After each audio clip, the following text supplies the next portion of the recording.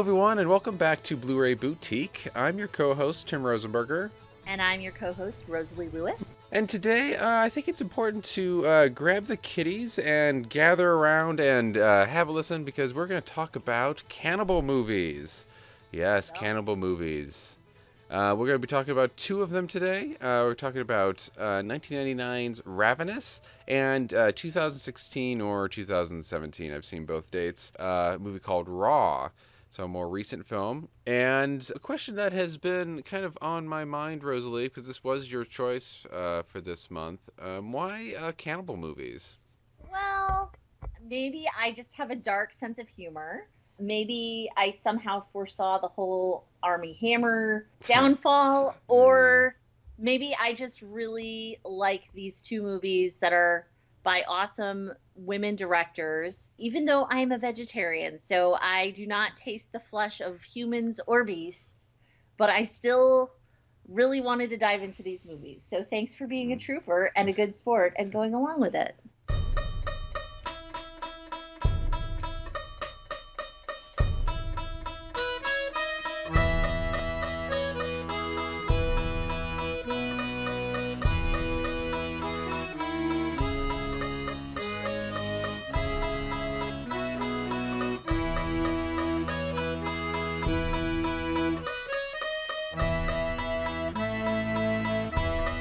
Our first movie is Ravenous. Like I said, it's a 1999 film, classified on IMDb as an adventure comedy horror film. Now, this film, I think it's important to note that originally it had a different director than who ended up doing it. The original director, and I'm going to butcher this name, so I apologize here. The original director was a guy called Milcho Manchesky, who was, for reasons I am not aware, apparently sacked after 2 weeks. 20th Century Fox, 20th Century Fox, R.I.P., who originally released, who released this film, did bring on a possible second director, who also didn't last very long. And I bring up the second director, whose name was, and again, sorry if I mispronounce this, Raja Gosnell, who I think has done work as an editor and producer and stuff. But as we talk about this film, think about one or two films this person had directed up to that point in 1999. He had directed Home Alone 3, and I believe a Drew Barrymore movie, Never Been Kissed, which he might Yes. have been working on as that. I don't know. It came out the same year, so who knows. But after that, he directed other appropriate movies called Big Mama's House, Scooby Doo 2, Monsters Unleashed, the Yours, Mine, Ours remake, Beverly Hills Chihuahuas, The Smurfs 2, Show Dogs. Um, so think about that choice, that sensibility as we talk about this, and maybe think, and you may realize why the actors apparently, as IMDb put it, mutinied against him because they thought he was inappropriate. I can't imagine why. I'm sure a nice guy. But the person who eventually ended up directing it was a woman called Antonia Bird, who I don't think directed many films. I think only directed, I think, four, and then there's a fifth movie I think on her IMDb. She fortunately passed away a few years ago.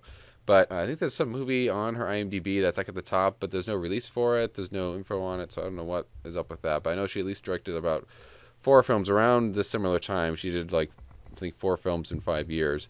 But apparently, she was friends with one of the actors in this movie, Robert Carlyle, who suggested she be brought on to do this film after he had worked, I think, on two of her films. So the plot of Ravenous is that around 1846, 48, 47, something like that, around the time of the oh god, I think it's the which war is it? Mexican American The War. Mexican Yeah. American War. A soldier, Captain John Boyd, played by Guy Pearce, has been sort of honored for infiltrating an enemy camp and basically taking it over for the American side. But because of the way he did that, which was basically acting rather cowardly and playing dead, his superiors don't particularly like him very much and sent him off to a remote, I guess, stop in the middle of nowhere, really. And the head guy at this outhouse is a Colonel Hart, played by the ever creepy Jeffrey Jones. Um, Yeah, let's not get into that. And it's kind of a small operation because in the middle of the winter they don't really have many people coming through, so there's not much activity there. Other people at this little away place is Private Cleves, played by David Arquette, who's kind of, I think, on some sort of drugs the entire movie. Then Private Toffler, played by Jeremy Davies, who I think is the I want to say the doctor. He's Oh the no, pastor. he's the pastor. I'm sorry. Yep. And then we have Knox, who's he's the doctor.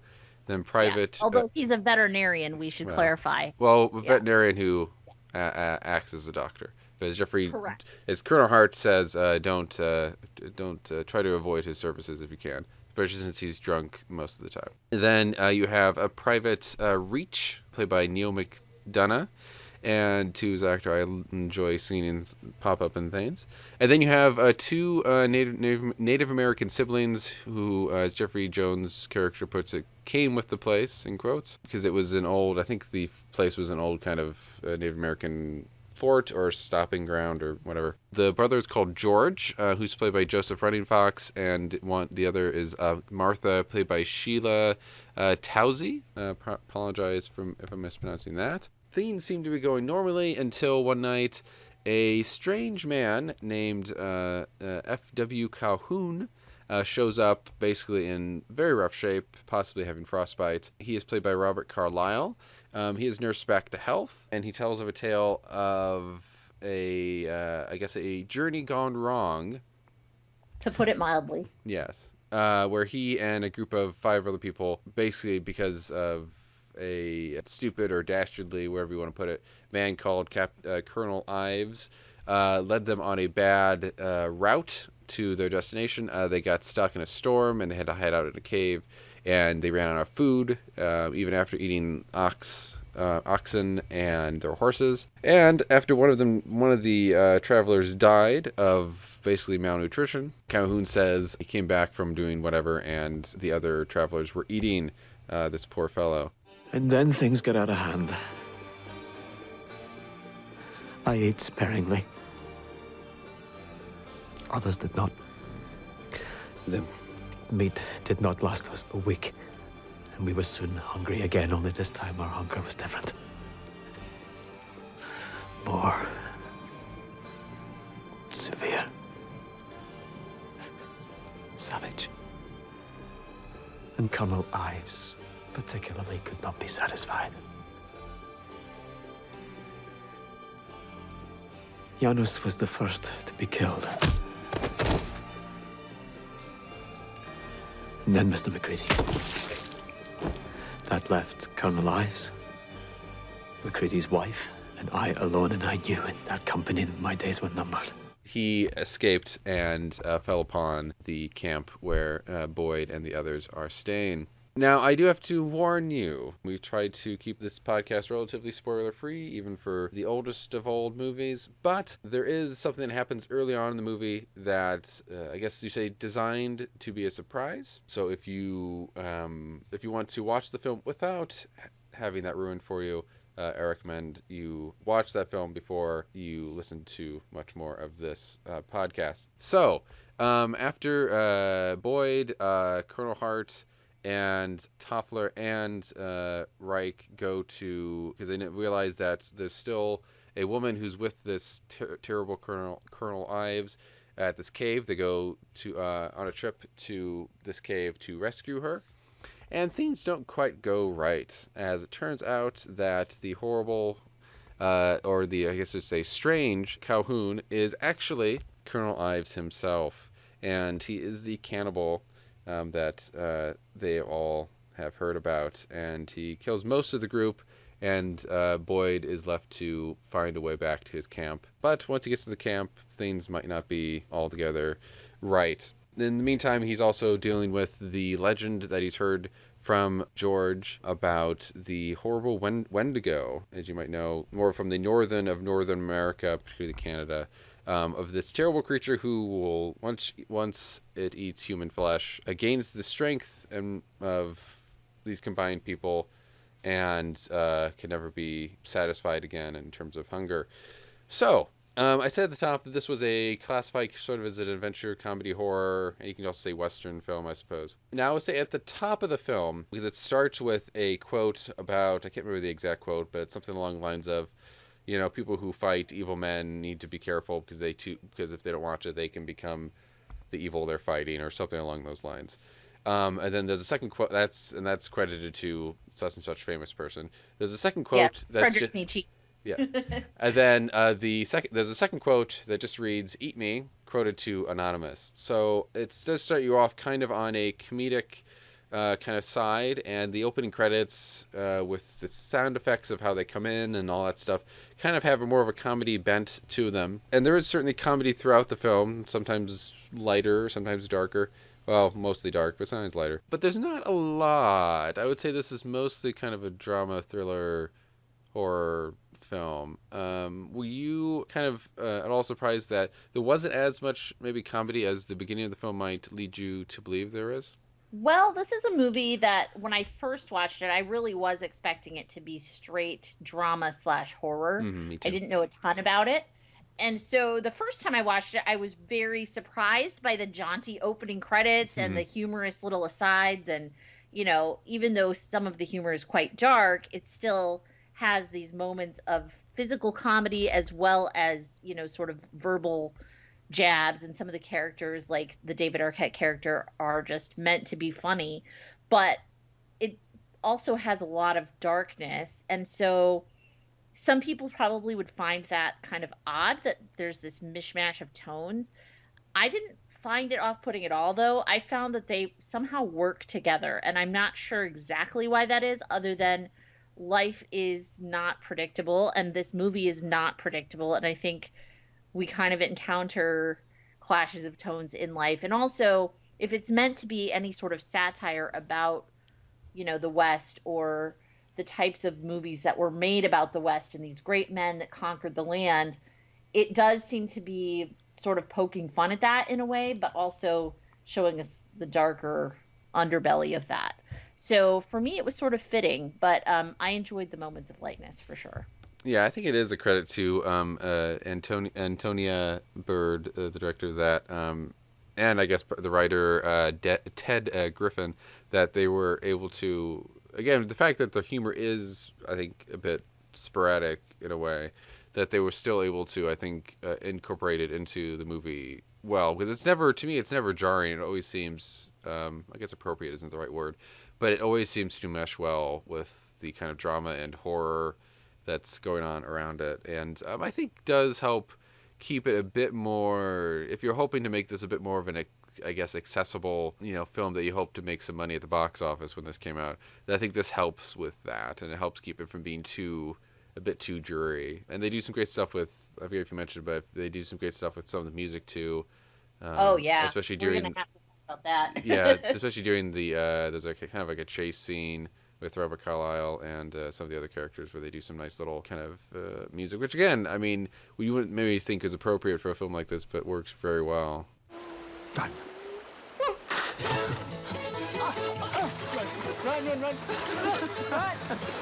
I do want to talk about the cast of this movie because I think it's an interesting cast because most of them I didn't know because on the I think DVDs or the posters or if you rent this on YouTube or whatever, I mean it mentions Guy Pearce, obviously it mentions Robert Carlyle.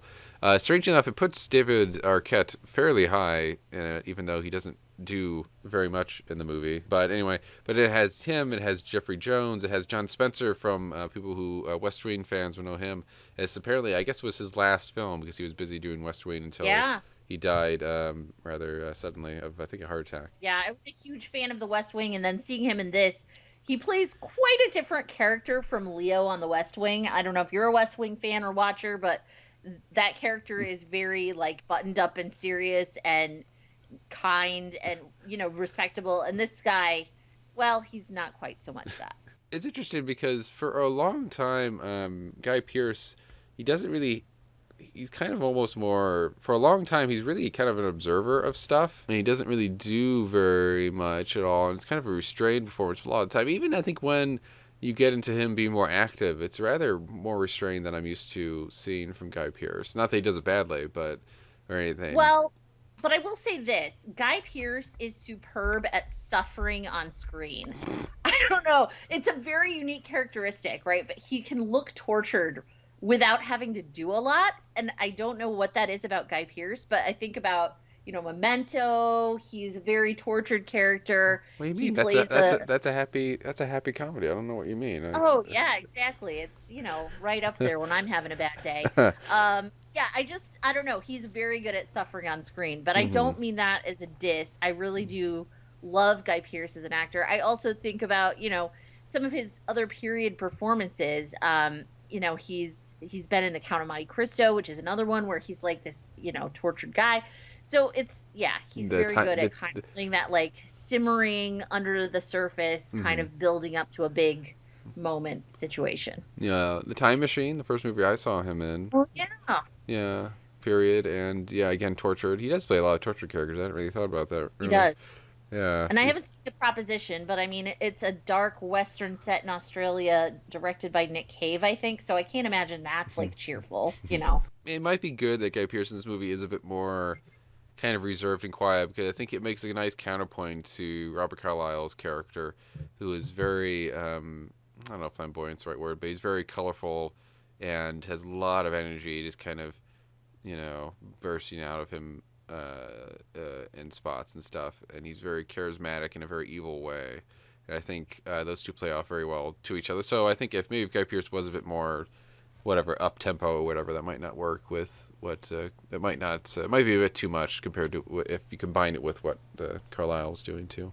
True. And he's meant to be sort of a tortured character, right? Because he gets this assignment as sort of a shame, right? hmm We see the flashbacks of how he got there, and you'd already mentioned like he basically played dead. He was a coward, but he also managed to, kill some of the enemies, so he's getting rewarded for it. But everybody knows that he's a coward, and so, he has that kind of hanging over his head. He has the fact that he's kind of being exiled to this no-name little dumpy fort, and then, he also is struggling with potential urges that he may have developed. So hmm a lot going on with that character. I want to get a little bit more into because I don't want to brush over him too much because I think he does give a very good performance.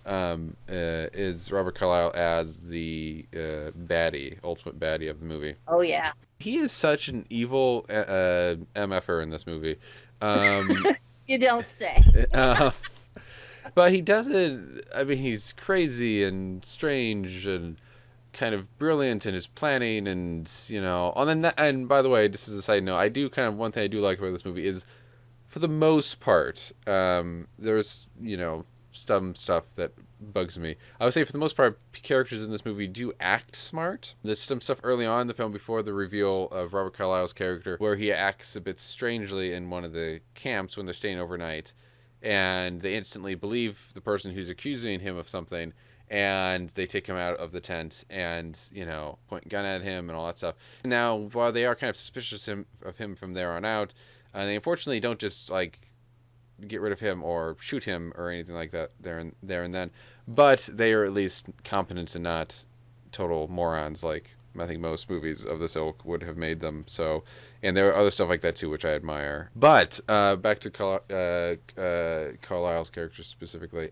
I don't know. Again, I mean, it's in a way over the top, but I think it fits the character he's doing kind of perfectly. It's kind of almost ultimate evil type thing, almost like a Dracula type character and stuff, and it's almost classic in that sense. That I think Mm-hmm. having a more kind of um, I almost want to say almost Saturday morning esque, almost cartoony in a way villain in some senses cartoony villain.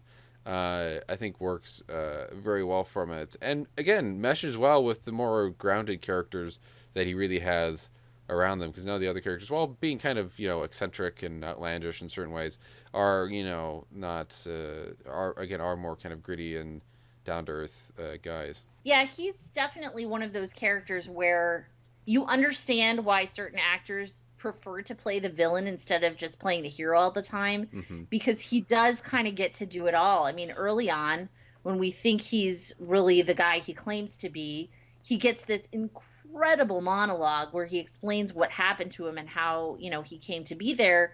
And it reminded me in a lot of ways of the Quint monologue from Jaws, where he's telling this really compelling story and everybody's like on the edge of their seat, and it's scary and it's horrifying, but you can't look away. And he apparently shot that all like in a single take. They filmed several takes of it, but he did the entire speech every single time.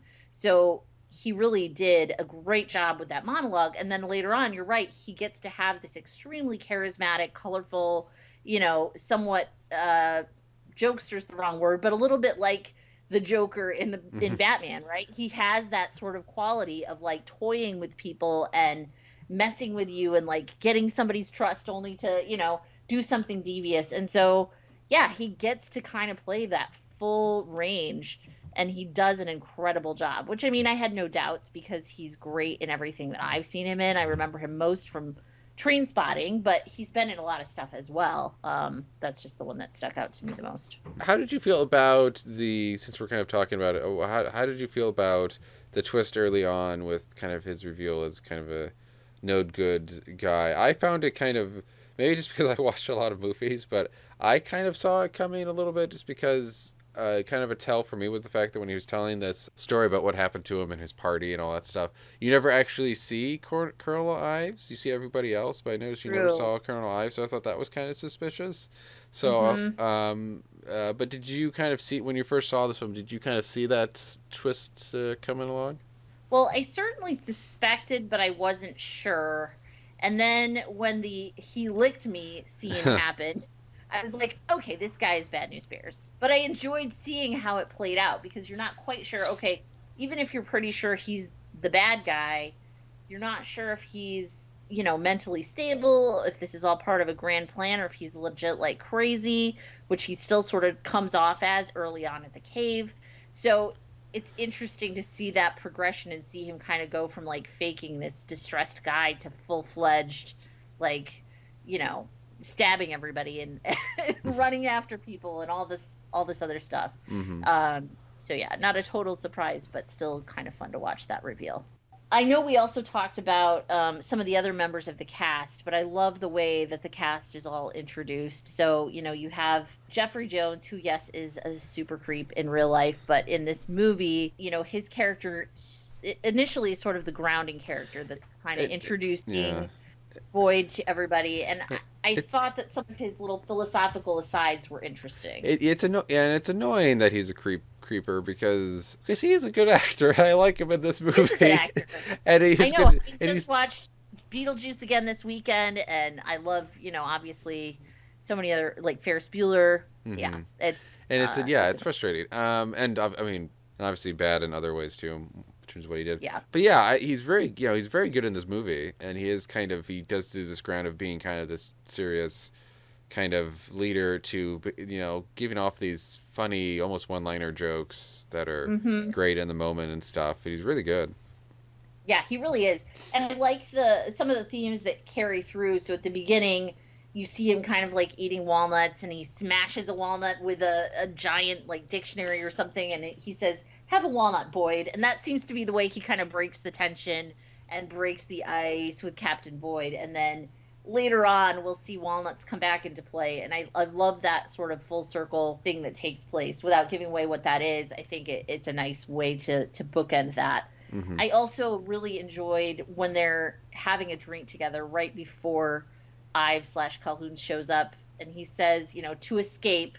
The thing about escape is you never know if you're escaping to someplace worse. And I thought that was a really thoughtful line, and it made me think a lot as the rest of the movie played out. And makes sense with his character, considering, again, he is a man who's well read. I think it's mentioned at one point that he has books of like Aristotle and Plato and all this stuff. And he's, I mean, as he kind of says when Guy Pearce first gets there, I mean, there's not really much to do there.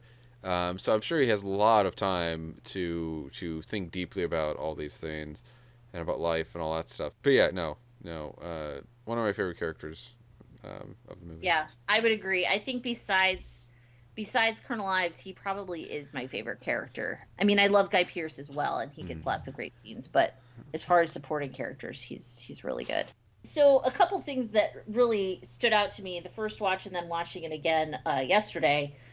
First of all, I absolutely love the score, Mm-hmm. which was by Damon Albarn of Blur and Gorillaz and lots of other production, and Michael Nyman. And on the DVD, and I think this is on the Blu-ray as well, I haven't upgraded yet, there's a commentary with both Antonia Bird and Damon Albarn as they talk through the movie together. And so that's really interesting because you get to hear from Albarn like how he developed certain music cues, and he actually was referred by Joseph Running Fox, who's in the movie, to another Native American who voiced some of the tracks.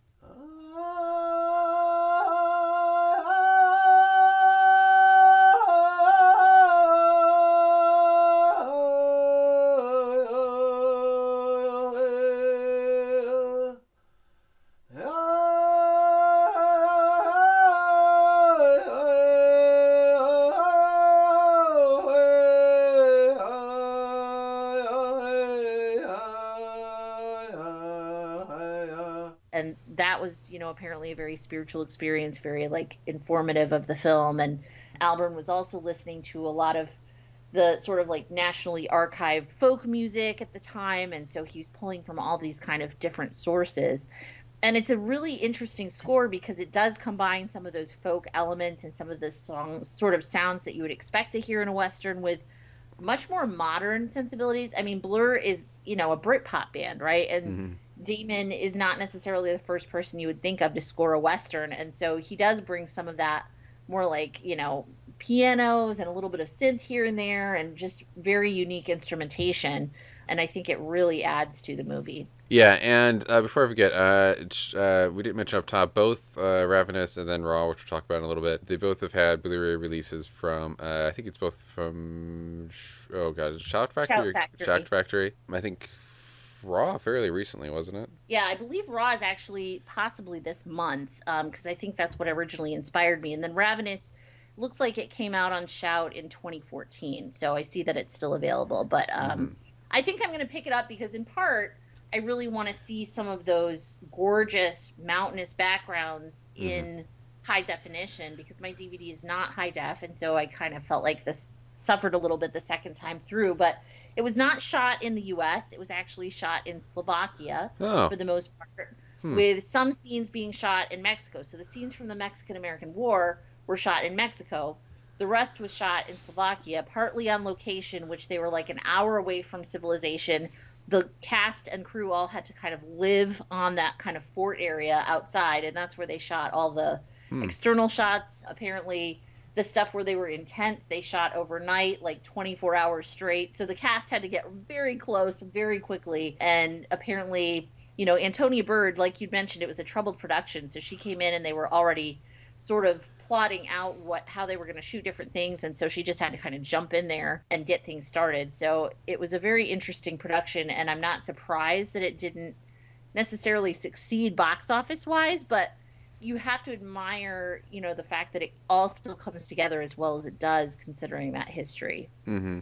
Yeah, it was surprising that when I was looking this movie up on Rotten Tomatoes, that it doesn't actually have a terribly, well, at least at that time, I don't know if it's been really evaluated much, but at least by critics, it was not terribly well liked, which I found surprising. We'll get probably more into this. Well, cannibal movies probably are not my cup of tea. I thought it was, if this is if you want to see a kind of cannibal supernatural ish horror thriller comedy western film, I mean, I think they meld all that together fairly well, and I don't know why critics wouldn't respond fairly well to it. I don't really know. I think some people were complaining that that they didn't mesh all those things together, but I don't see how you could have done those any better, really. I also really enjoyed some of the stunt work in this movie. There's one scene in particular involving a cliff and a tree. Mm-hmm. I won't describe the whole thing, but it's very impressive. And apparently, speaking of Guy Pearce, he did 90% of his own stunts. So that made me even more Well, impressed that's because brave. it looks like he could have died when it happened. Yeah. I'd love to know more details about how it worked, but anyways, it was really cool to watch on screen. Mm-hmm. Yeah, that looks. Hopefully, that's something that's more looks more dangerous on camera or in the movie than it actually was. Because I wouldn't do that. I don't care how much I want to do my own. Would want to do my own stunts. That is not something I'd be doing. We could give that to hopefully a well-paid stuntman. But what do you think of the? Since this is obviously this is Cannibal Month, I guess we can call it. Yeah, Um, uh, as everyone knows. Everyone knows March Cannibal Month. I will say, for being I guess you could say a cannibal movie, it is not terribly graphic. I mean, it's certainly an R rating, but it is not a. I mean, you would certainly see worse and stuff like, I don't know, Friday 13th or some other movies and stuff. But it's not, you do see some blood and guts, but it's nothing terribly graphic. Not, I think it's much less than you would maybe think going into it. Hell, I think there's at one point, there's an injury of a certain character. They hurt their leg, and I found that much more gross than any of the cannibal Oh yeah, stuff because it was like a 100%. bone I cringed big sticking time out. with that one. Yeah. But how did you, how did you handle the kind of blood and yucky stuff they have in this movie, and how do you deal with that stuff in general, I guess? In general, I've built up a tolerance to it. I used to be extremely squeamish about it, and I've just watched tons of horror movies to sort of force myself because I like horror movies. So I am okay with it for the most part. And in this movie, I feel like the grossest stuff, and maybe it's because I'm vegetarian, I feel like the grossest stuff is just showing them just eating meat, like actual meat, not just, human flesh. But the editing in this movie is extremely clever. So a lot of times when you think you're about to see something, it cuts away to something else that has like a perfect, almost like match cut quality to it, but it's not what you think you're going to see. So you might mentally think you've just seen something, but then it cuts to something else. And I think that's really well done. There are some movies where or some scenes, I should say, where there are some like intentional bits of gore, and it's not over the top, but it's almost beautiful in a way. I'm thinking in particular of a scene where you see blood coming down a window pane and somebody looking through that window pane from the other Mm-hmm. side. And the way that's shot is just so beautiful and artistic, Mm-hmm. and it really underscores sort of the moment in a way that doesn't feel gratuitous, even though you're seeing blood. So I don't know if that makes sense, but No, no, it does. so of course it's very open to interpretation, and I love hearing from other people what their theories are. My initial interpretation is the one that's probably the most obvious. I feel like it's a commentary on manifest destiny, which is explicitly mentioned at one point in the movie, and sort of how colonialism slash, America, as it has become, consumes everything in its path, right? And it doesn't care that it's absorbing cultures and getting rid of peoples and traditions that are now extinct and will never get back. And so in a very real way, like it is like the Wendigo myth of you consume it and you absorb the powers of it, and so now you become more powerful. And that is in a real way like how first the British Empire and America have functioned, is by sort of overcoming these other peoples, other tribes, other lands until, they have the power. And so that was the initial sort of parable that I took from it. Mm-hmm. But I also think there's other stuff under the surface that either is put there as a red herring or is put there intentionally to make us kind of second guess and question. So I do think there might be something to some of the relationships between a few of the men in this movie, and maybe it's playing with some of that like homoeroticism a little bit. I feel like that's certainly under the surface in a few scenes. And I also feel like it's also just on a personal level, especially for Guy Pearce, about fighting back against your worst instincts or your worst nature. We all have that struggle to some extent, right? Of which impulses we're going to give into. Would you recommend this movie as I guess how would you recommend it? Would you recommend it kind of because it's weird in a way because again despite the subject matter this is almost not I wouldn't say a fun romp but it is almost because of the humor and some of the more playful aspects to it and the fact and kind of maybe the more thriller aspects to it. I find it's almost kind of a popcorner in certain senses, and it is almost sort of fun in that way. Again, dark film, dark stuff going on in it. But I guess how would you recommend people go into this movie? Which again, it does have a lot of mixtures of genres and tones and stuff in it. Well, I would say if you've been watching a lot of South Korean cinema, the Hmm. mixtures of tones will be no problem for you. But no, in seriousness, I think this is one of those movies where if I would have to know you just a little bit before I would recommend it, I'm not going to tell my random coworker to go watch Hmm. this. However, if I know that said coworker likes westerns or has watched Game of Thrones even, right? I feel like this isn't as gory as some of the stuff in that show. So I think you can handle it even if you don't have the strongest stomach. It's like you said, it's not terribly, terribly gory. And I don't know about you. I end this movie with a smile on my face. It leaves me in a good mood. Maybe I'm sick and twisted. I wouldn't recommend eating soup while you're watching, but other than that, Oh god. yeah, it's fun for me. So Yeah. I'm probably wrong in the head, but Yeah. I enjoyed it quite a bit.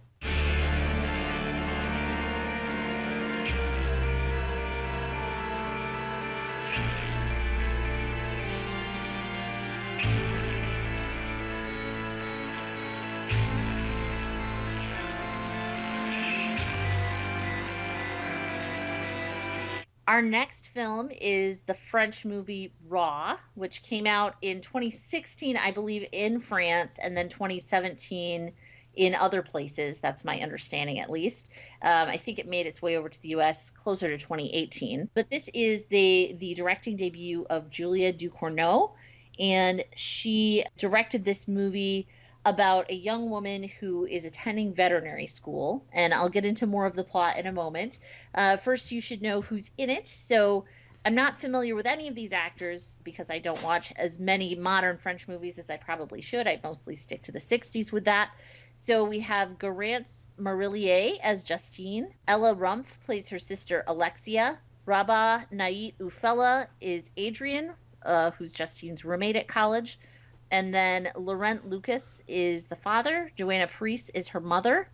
And there's a few other folks throughout as well because it does take place at a school. So there's plenty of crowd scenes and various characters that come in and out. I do want to point out before we get too much more into it, this was a French-Belgian co-production.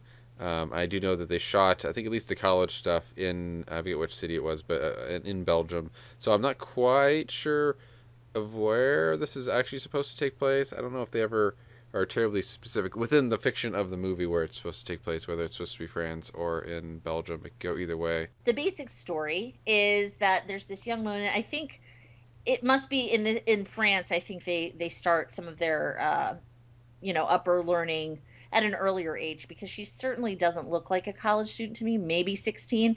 But in any case, Justine is the main character. She attends this veterinary school, and her sister is going there as well.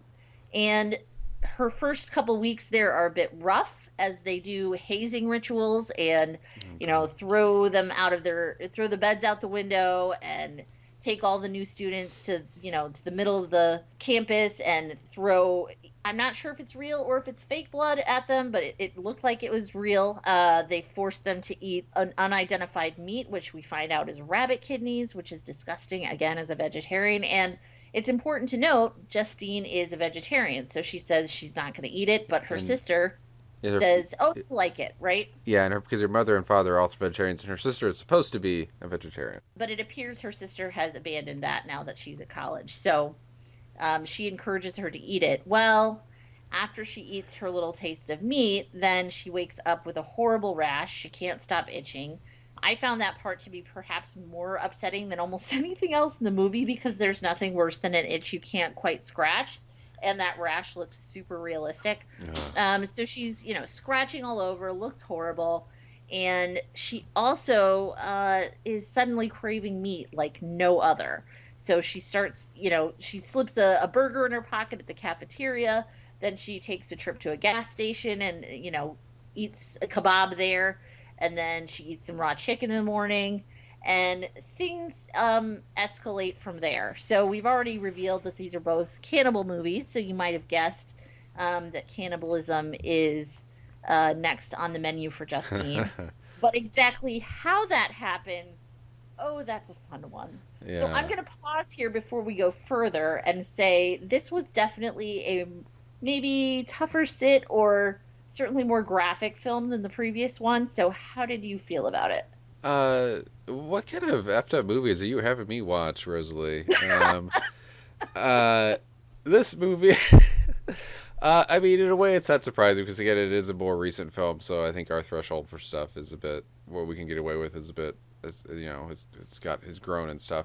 I will point out, I think this film, which originally in the U.S. Was going to get an NC-17 rating, and I guess somehow they squeaked by with an R rating, so that can maybe get you an idea of how graphic it can be. And I was reading stories online. I don't know how true they are, various screenings of people leaving and then people throwing up and people reacting badly to the film. So it is certainly a graphic movie. I would not watch this one if you're squeamish. It can get quite intense and really kind of gross, I will say. But yeah, it's certainly a lot different tone. I know the director said that I read that she doesn't like classifying this as a horror film, but more of a, I forget all the genres, but like body horror, teen, comedy film. I don't really see the comedy in it. Mm-hmm. And it's certainly, if there's comedy, it's much, much, much, much, much, much, much, much more subtle than what you would see in Ravenous, which is much more upfront and obvious with its comedic sensibilities and stuff.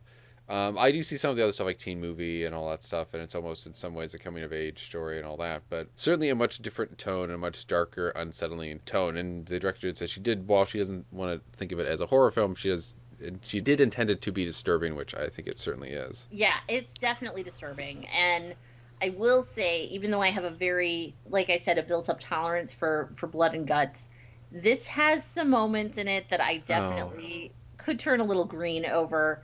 oh God, Um, that scene where she's throwing up whatever the hell is it? Hair? Is it the meat? hair, the Oh, that hair is scene. so gross. I had to I like look forgot through. about it, and it was so like I think I mentally blocked it out, and then I watched it and I was like, "What have I done to myself?" I was looking at that through. I mean, I have a good tolerance for some of that stuff. I mean, I grew up with some graphic stuff as a child, stuff I should not have been watching at the young age I was watching.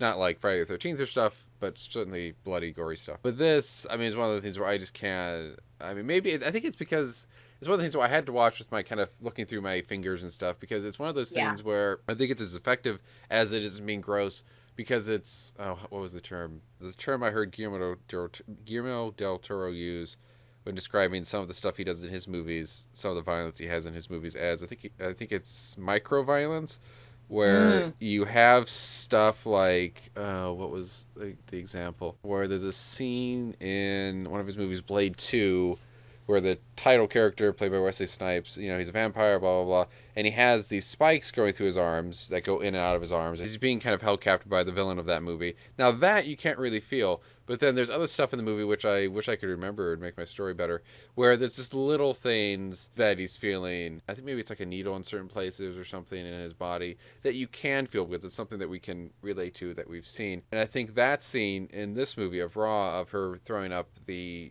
what is a lot of goddamn hair. It's effective as it is because, I think we've all at some point maybe gotten a bit of hair stuck in our throat or our mouth, Right. and we kind of have to cough it up. So we can kind of relate to that, but in a very disgusting, disgusting, intense way. Some of this violence is not as relatable, but I think there's certainly bits of that throughout the movie where we can certainly feel the pain and the stuff that our main character's feeling or that she's maybe giving to others.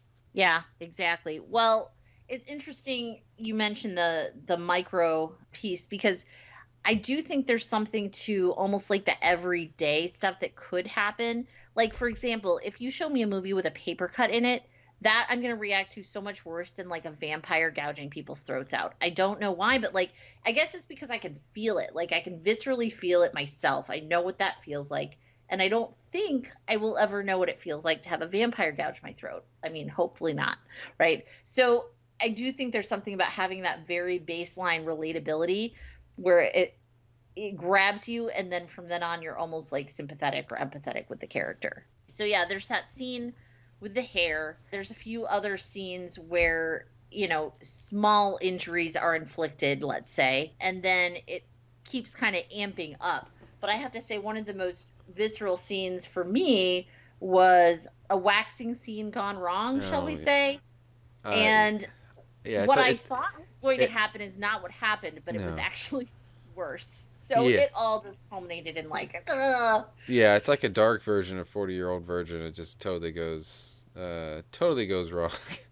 Yeah, In more ways. very, very And wrong. actually, I guess thinking about it, I mentioned I can't really see the comedy in the film the way the director does. I guess that scene does have certain dark comedy elements to it, and in certain ways, with the way they do it, I guess you can see certain bits of stuff in that, I suppose. Oh For, yeah, I was laughing from shock at that moment for sure. Even though I was also repulsed. It's one of those things where you have two emotions dueling. But yeah, I that scene I would say is the most. If you're gonna laugh, it's gonna be right there.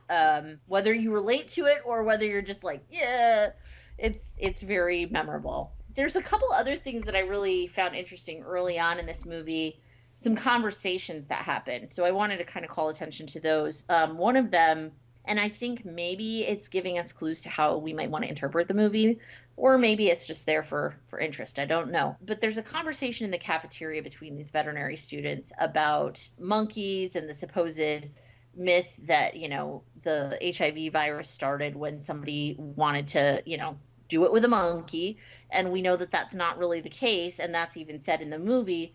But that starts this whole conversation about what rights monkeys have. Is it rape if it's an animal? And she says, of course, that animals have rights and that they suffer just like a human being. And others are like, well, I don't think it legally counts because the monkey's not going to go seek therapy or become anorexic. And it starts this conversation back and forth about animals versus humans and, whether they're on the same level or not.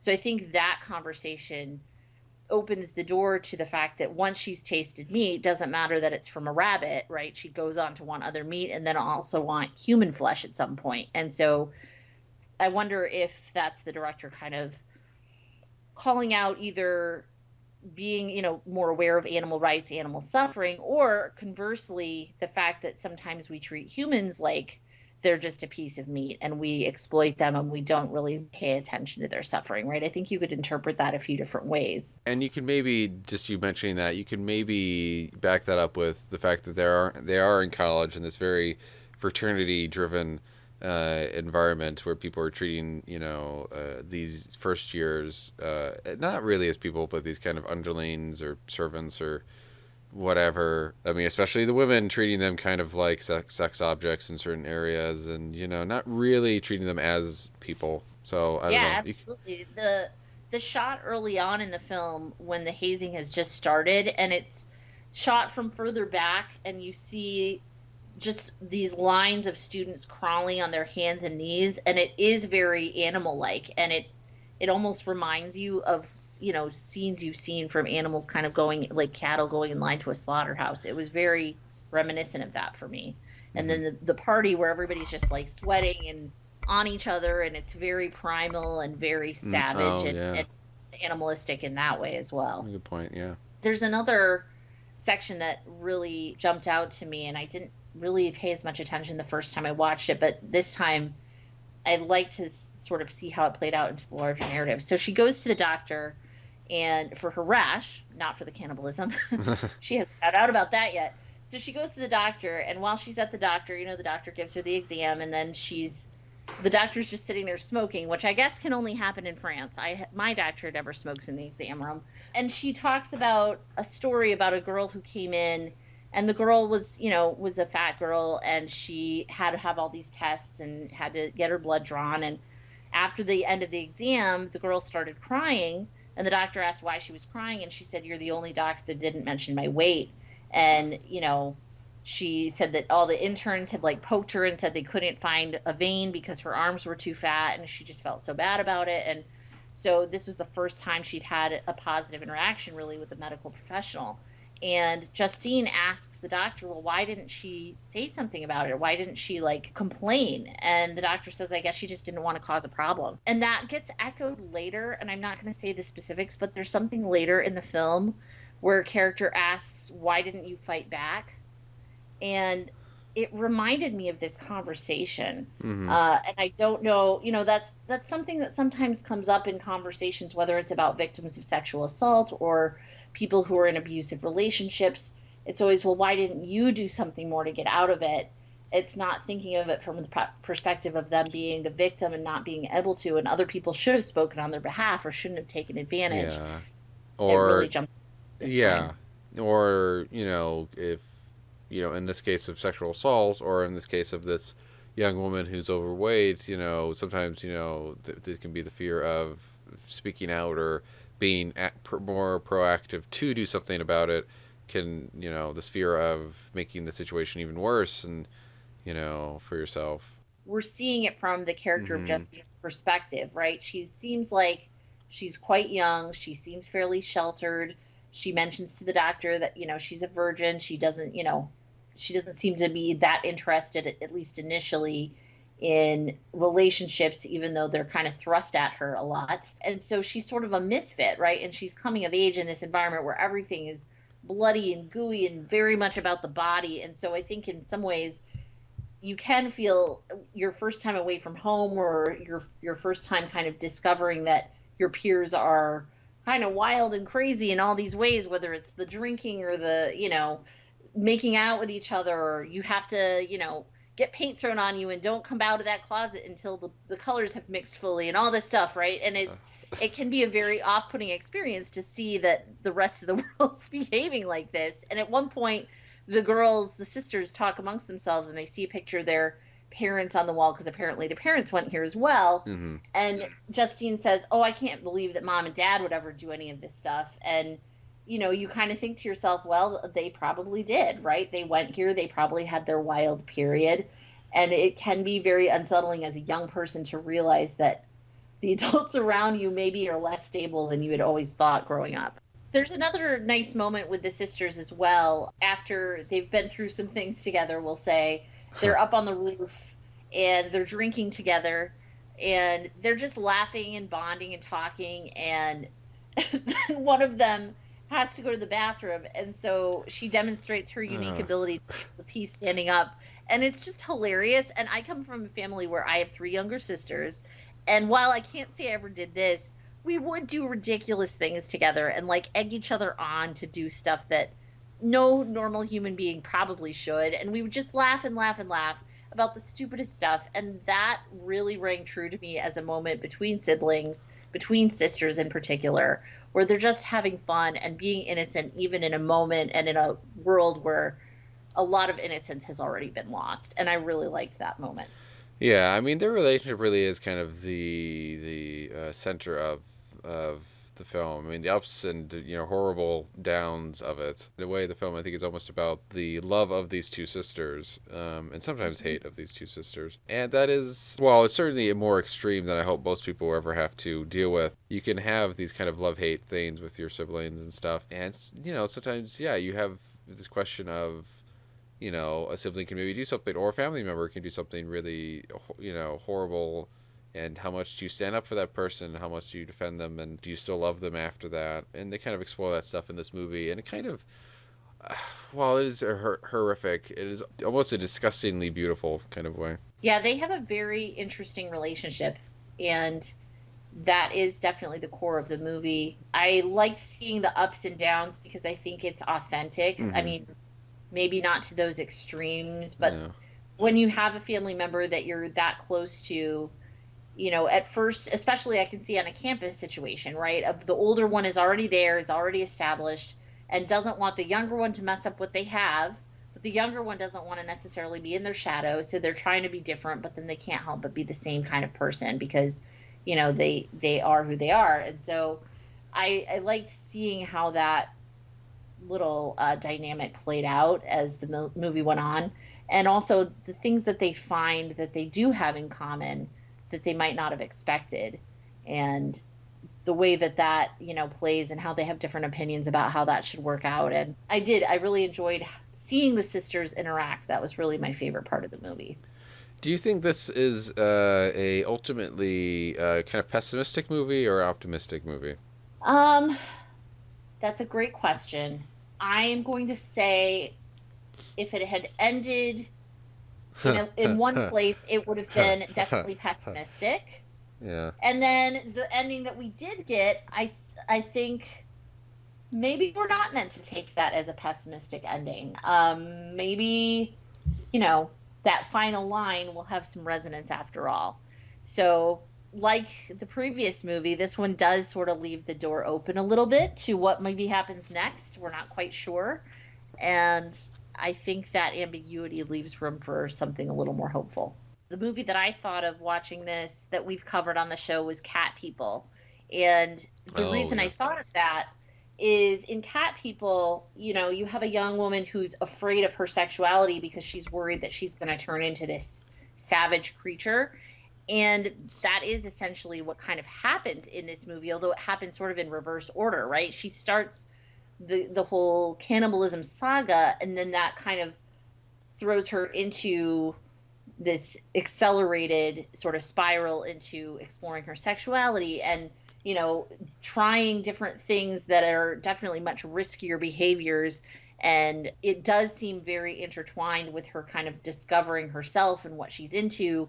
And it really did kind of strike a parallel to me of Cat People. I don't know if that was a reference point for Hmm. Julia Ducournau, but it certainly was something that came to mind. Yeah, and you can almost, and hell, maybe even going back to Blue Velvet, you can almost see her cannibalism stuff almost seems to start developing almost more into like a sexual fetish Mm-hmm. than a because it almost starts out being kind of like Ravenous, where she just has this starts getting this very uncontrollable, or not maybe not uncontrollable, but just this deep desire to eat human flesh and meat and all that stuff.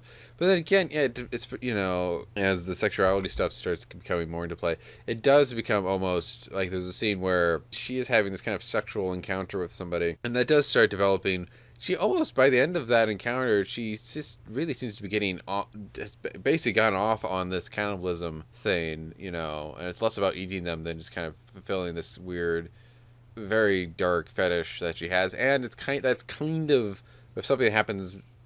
I won't say exactly where, but much later in the film, it's almost kind of backed up by something somebody else says. So I wonder if that was kind of a intentional thing. I wanted to comment quickly on how this movie is shot because I think some of the camera angles and the cinematography is really impressive. And this Oh is yeah. done by Ruben Impens, who is a Belgian cinematographer. I can't say that I'm familiar with a lot of the work he's done, but he did shoot the movie The Mustang, which I know is something that got a lot of acclaim when it came out in 2019. And he also did The Broken Circle Breakdown, which is a great Oh, Belgian film. huh. So you have seen a Belgian film if you've seen No, that one. no. I only breathe. Okay, so one of the reasons I brought the whole Belgian thing up is somebody who's becoming a good friend of mine is Belgian. She's from Belgium, not living there currently, but met her at school in America. She's back in Europe and blah blah. But I've been showing her some American films, and she's put together a list of Belgian films to show me. And one of the films happens to be Broken Circle Breakdown. So I find that very funny that you mentioned that film and the connection there. So maybe she'll have heard of this film. But anyway, go ahead. Very cool. Yeah, I really loved the cinematography in this movie, and I mentioned earlier the scene with them crawling on their hands and knees. The way that that is shot is very chaotic and claustrophobic at first. Then it widens to see that scene where they're almost in slow motion and it's kind of quiet and eerie. And then there's another scene later that I think could easily be a poster, even though it doesn't necessarily tell you a lot about the movie. It's outside of a hospital and it's at night and the hospital is lit up and it almost looks like a cathedral the way that it is framed and shot. It's really beautiful and it's really striking, and it comes at a really pivotal moment for the characters as well. So Hmm. I really just loved everything that was going on with the visuals in this movie. Aside from all the grotesqueries, there's some Hmm. beauty as well, and I think it's worth pointing out. Yeah, one scene, I guess the biggest scene for me, cinematography wise, was a scene later on in the film where the main character, Justine, is in bed and stuff, and I guess this is supposed to be a dream sequence, maybe, or she's just having a bad fit. I don't know. The movie's not terribly clear, but basically the camera is under her blanket, so you're seeing her basically if you were totally covered by your blanket and there's a camera lighting everything. It's basically that kind of point of view from, I guess, from near her feet, or her lower legs or something. And it's this very kind of she's basically having a fit, and in this dream or fit or whatever, she's maybe getting hit from the outside of the blanket or whatever, and she's kind of writhing around, but I guess she can't really get out. and you can just feel how hot it is and uncomfortable, and at least for me, maybe that's just because I spend a lot of time under blankets because I'm weird like that. You can kind of feel the hot air and stuff, and it feels. Again, I spent a lot of time kind of doing, blankets draped over me and stuff like that. But this made me very, and I'm not terribly claustrophobic, but that whole thing made me very claustrophobic and uncomfortable. I mean, I almost wanted to like rip the blankets off of her myself because it was a very uncomfortable moment. Then I give all props to them for doing that. Yeah, that moment almost gave me a panic attack the first time I watched it. It was just so exactly like claustrophobic. I felt like I couldn't breathe because I Yeah. felt like she couldn't breathe. It was, yeah, very visceral.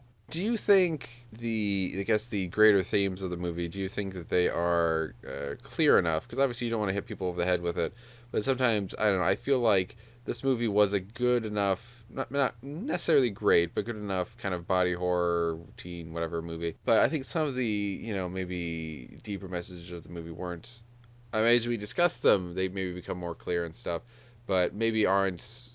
I don't know. I guess for me, may not gotten through in a very as satisfactory way. This one I feel like is more open to interpretation, but I also think what it shows you can be read fairly straightforward if you want. So I think you can read it as just a metaphor for coming of age, and Hmm. specifically for a young girl coming of age, right, who's dealing with, periods and sex and all this other stuff that can be a little bit gross in your own body. And so you're kind of repulsed, but you're also fascinated. And so I think you could read it that way, right? As perhaps a metaphor for all that stuff. Or it could be something a little bit deeper about, again, seeing humans as animals instead of treating them as humans, or animal rights. Like there's a lot of different aspects that it could Hmm. come from. So I can see what you're saying. It doesn't have like one clear, this is definitely what it means kind of metaphor, but I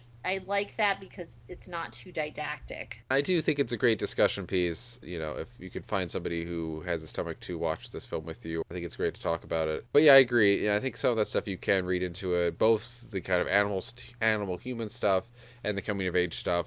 And I mean, I would add to that something I kind of was talking about before of not just discovering your sexuality, but maybe about discovering your kinks too, and it could be Hmm. healthy ones too. It doesn't have to be, you know, I don't know, biting somebody's shoulder off during sex or something.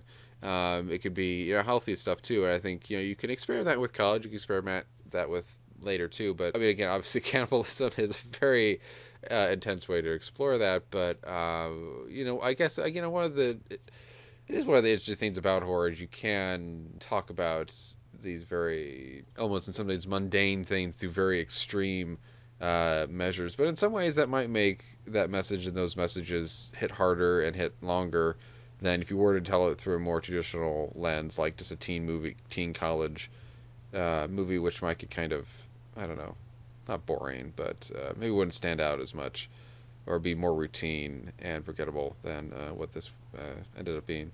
Yeah, I don't think anybody could go into this and get what they're necessarily expecting to get. No. And it's also very different from, let's say, maybe a Hollywood teen movie, even a Hollywood teen horror movie, Yeah. which, even though they can get bloody, are certainly not this gristle filled. So, yeah, I think you're definitely going to get more than you bargained for if you sign up for the ride of watching Raw. Yeah, definitely. So go in prepared to see some intense crap, but if you're prepared for that, I think you might have a good time. So maybe to go on to lighter fare from cannibals and eating people and disgusting stuff.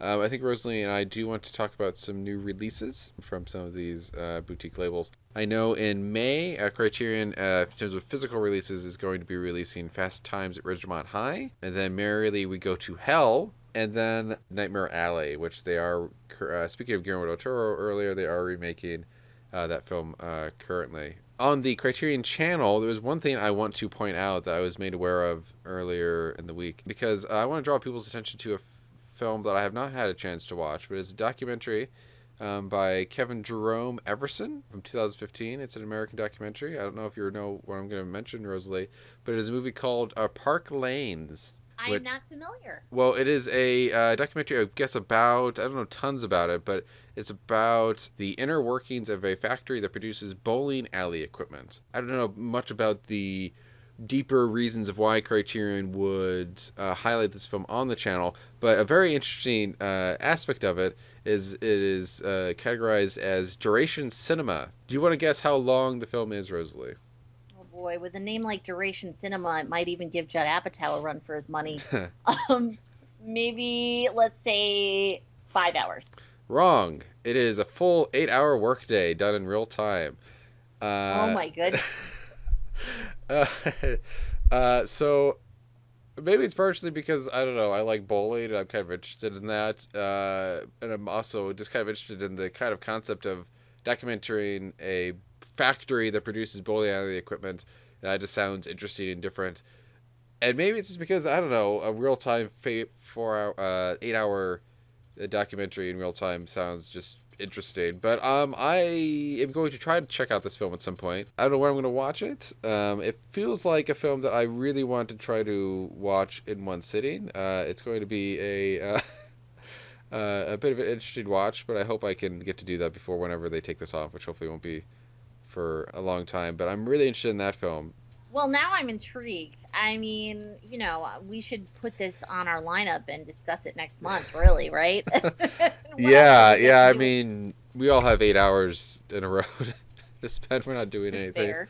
To spare, get it? Ha ha Bowling. ha ha. Dun-dun-dun. But in terms of other physical releases that I want to draw some attention to real quick, there is I think not too long ago I brought up that Warner Archive had released The Thin Man on Blu-ray.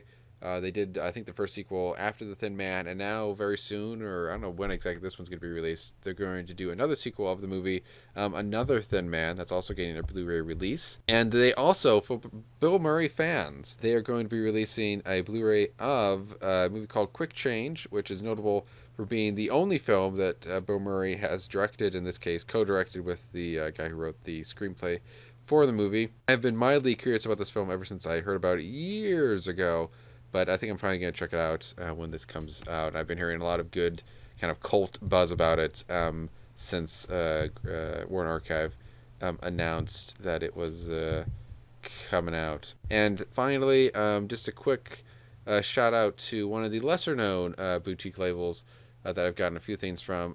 Classic Flicks, that is classic and then Flix, which you can find. They don't really do Twitter stuff anymore, but you can find information about their new releases on classicflix.com. In April, they're going to be releasing a Little Rascals collection that's just called the Classic Fix Restorations Volume 1, The Little Rascals, and then in June they're going to be doing a Volume 2. So for Little Rascals fans out there, maybe make note of that. I'm trying to find confirmation on Criterion site and I'm not seeing it, but it was widely reported this weekend that several Amazon studio releases are actually coming to the Criterion collection. One of those being One Night in Miami, directed by Regina King, which was phenomenal. Mm-hmm. And I'm very excited to hear that may have a home in the collection. And the other was a documentary I've yet to see, but I'm excited to catch up with, called Time. And that one has gotten a lot of acclaim. So I'm looking forward to both of those. And hopefully we'll see a little bit more information about that. Some that are for sure confirmed that are not Criterion, but I want to talk about them.